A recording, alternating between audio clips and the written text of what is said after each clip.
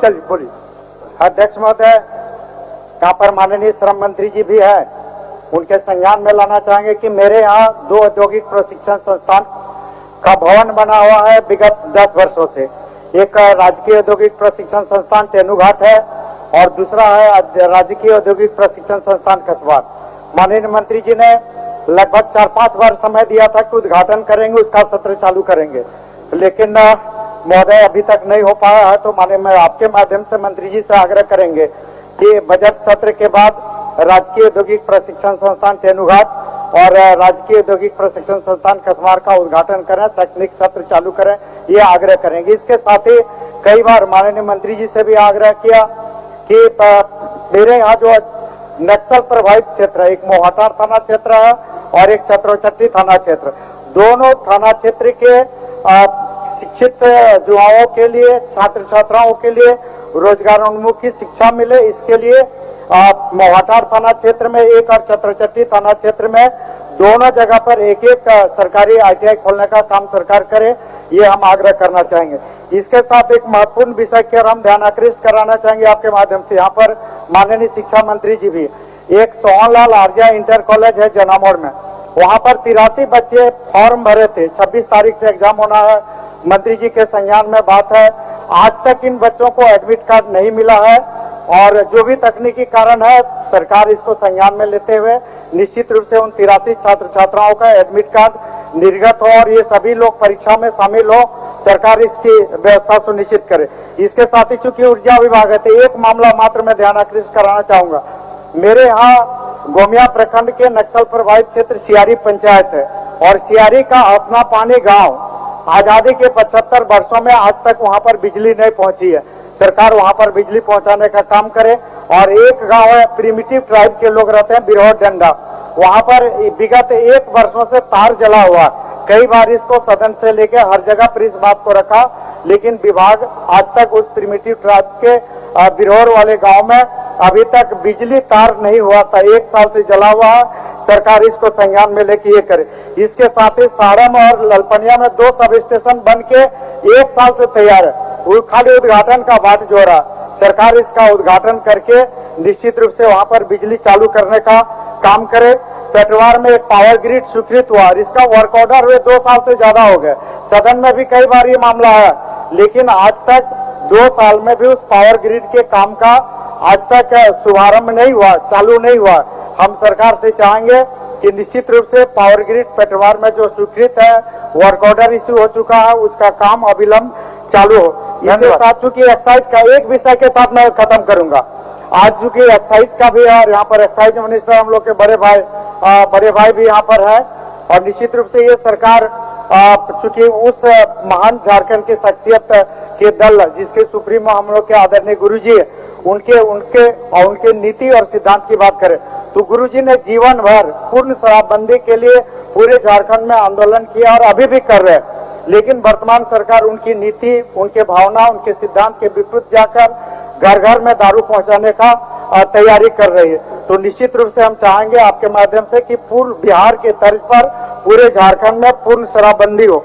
और एक कोविड-19 से रिलेटेड है, पूरे कई राज्य, पूरे देश के लगभग आधा दर्जन से ज्यादा राज्यों ने कोविड-19 को देखते हुए जो शिक्षित बेरोजगार है और विगत कई प्रतियोगिता परीक्षाएं नहीं हुई है, इसलिए कई राज्यों ने निर्णय लिया कि अधिकतम उम्र सीमा में 5 वर्ष की छूट दी है। तो हम चाहेंगे आपके माध्यम से सरकार से कि चूंकि कोविड-19 में परीक्षा नहीं हो सका, वैकेंसी नहीं निकल सका, काफी लोगों का उम्र पार हो गया, इसलिए अन्य राज्यों की भांति झारखंड सरकार भी अधिकतम उम्र सीमा में 5 वर्ष की धन्यवाद माननीय सदस्य भूषण तिर्की जी।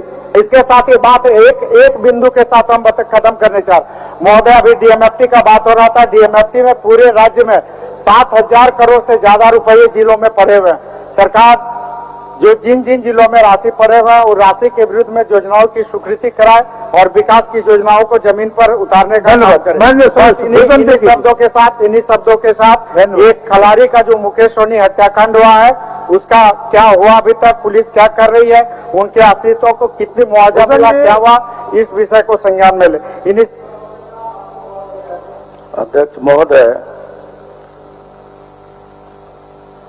श्रम नियोजन एवं प्रशिक्षण विभाग मैं सरकार के पक्ष में बोलने के लिए खड़ा हूं। अध्यक्ष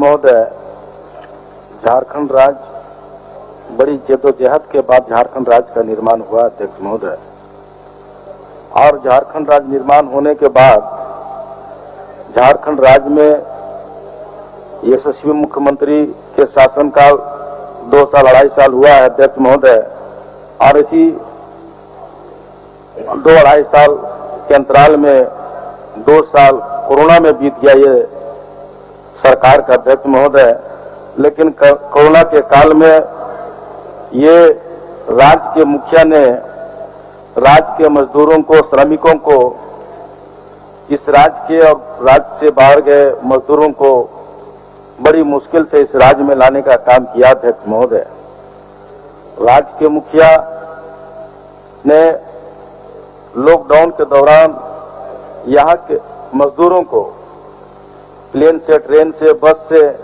सभी व्यवस्था से इस राज्य में लाने का काम किया और इस राज्य में यहाँ के मजदूरों को खुशहाली देने का काम किया है।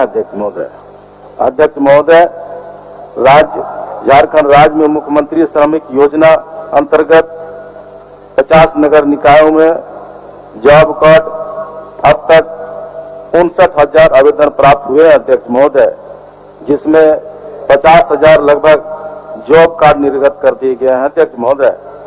अध्यक्ष महोदय, राज्य सरकार राज्य के बेरोजगार युवाओं को रोजगार उपलब्ध करने के उद्देश्य से विभिन्न संस्थाओं के साथ एमओयू किया है। अध्यक्ष महोदय, श्रम नियोजन प्रशिक्षण एवं कौशल विभाग के माध्यम से लेबर एम्प्लॉयमेंट प्रोग्राम संचालन प्रारंभ किया है। अध्यक्ष महोदय, राज्य सरकार ने यहाँ के युवक युवतियों के लिए सॉफ्ट स्किल का निःशुल्क प्रशिक्षण दिया जा रहा है। अध्यक्ष महोदय, आज अंतिम भाषण जयप्रकाश भाई पटेल का होगा। अध्यक्ष हम जान रहे हैं आपका मुख्यमंत्री प्रोत्साहन प्रारंभ की जा रही है। अध्यक्ष महोदय, राज्य में यहाँ के श्रमिकों को, यहाँ के मजदूरों को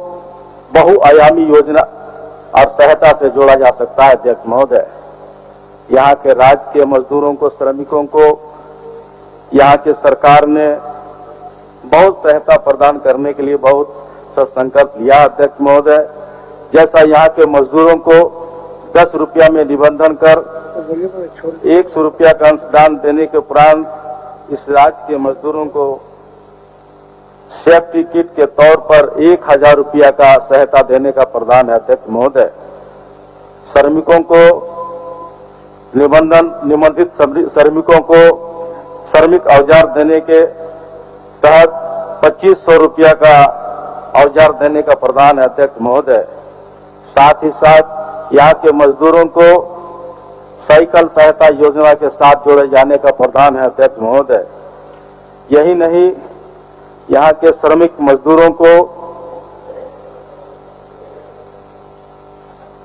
समेकित आम बीमा योजना के तहत दुर्घटना का भी लाभ दिए जाने का प्रावधान है। अध्यक्ष महोदय, यहाँ के श्रमिकों को, मजदूरों को, निबंधित श्रमिक मजदूरों को मृत्यु हो जाने पर श्रमिकों को 5 लाख रुपया दिए जाने का प्रावधान है। अध्यक्ष महोदय, साथ ही साथ यहाँ के मजदूरों को झारखंड राज्य के मजदूरों को दुर्घटनाग्रस्त अपंग होने पर 3 लाख रुपया का प्रावधान है। अध्यक्ष महोदय, और साथ ही साथ मृत्यु होने पर, सामान्य मृत्यु होने पर 1 लाख रुपया का प्रावधान है। अध्यक्ष महोदय, राज्य सरकार द्वारा चिकित्सा सहायता योजना का भी लाभ दिया जाना है। अध्यक्ष महोदय, यही नहीं, इस राज्य के महिला लोगों को मातृत्व लाभ के तहत अध्यक्ष महोदय, यहाँ के महिला श्रमिकों को प्रसूति के लिए 2 किस्त में 30,000 रुपया लगभग दिया जाना है। अध्यक्ष महोदय, मैं आपके माध्यम से सरकार से कहना चाहूंगा कि सरकार और राज्य के हम सभी लोग मिल करके आज जिस तरह से इस कोरोना काल में इस देश के प्रदेशों में, दूसरे राज्यों में यहाँ के मजदूर रोजगार के तलाश में अन्य प्रदेश चले गए थे, उन मजदूरों को यहाँ के हम सभी लोगों को मिल करके प्रोत्साहित और प्रोत्साहन देने की जरूरत है, ताकि इस राज्य की जो हम कल्पना किए थे, झारखंड राज्य जलग होगा तो हर हाथ को काम मिलेगा, हर खेत को पानी मिलेगा। राज्य बनने के बाद इस राज्य से बहुत ऐसे मजदूर हैं जो अन्य प्रदेशों में जाकर के रोजगार के तलाश में अपने जिंदगी का गुजर बसर करने का काम किए हैं। अध्यक्ष महोदय, मैं आपके माध्यम से सरकार से मांग करता हूं कि सरकार की बहुत आयामी योजना है, इस बहुआयामी योजना को राज्य के पूरे प्रखंड से लेकर जिला स्तर से लेकर पंचायत स्तर तक ले जाने का कार्य करें, जिससे कि यहाँ के मजदूर को हम प्रेरित करें, प्रोत्साहित करें कि यहाँ के मजदूर अन्य प्रदेश में ना जाकर के इसी प्रदेश में रहें। और इसी प्रदेश कहते हैं कि जिस राज्य में श्रम के बगैर राज्य की विकास की गाड़ी अधूरा है, हम उसी तरह इस राज्य के मजदूरों को इसी राज्य में रोजगार देने की और रोजगार देने के लिए संकल्प करें। इन्हीं के साथ मैं आपने अवसर दिया, इसके लिए धन्यवाद अध्यक्ष महोदय। बहुत बहुत धन्यवाद। माननीय सदस्य जयप्रकाश भाई पटेल।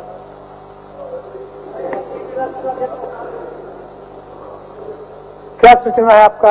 अभी सरकार का उत्तर भी होना है, बोलने दीजिए जयप्रकाश। बात ठीक है, जयप्रकाश को कहाँ रोक रहा है? वो भी हम ही काम आएंगे। चलिए चलिए, बोलिए क्या बोल रहा है? अध्यक्ष महोदय, मैं थोड़ा समय लूंगा। अध्यक्ष महोदय, ऊर्जा सचिव यहाँ बैठे हैं, सरकार बैठी हुई है। अध्यक्ष महोदय, देवघर जिला में लगातार ट्रांसफार्मर जल जा रहा है। अध्यक्ष महोदय, TRW से जो ट्रांसफार्मर आ रहा है अध्यक्ष महोदय, वो भी जल जा रहा है। नया ट्रांसफार्मर वहां नहीं जा रहा है अध्यक्ष महोदय। दूसरा, खान विभाग के सचिव भी यहाँ बैठी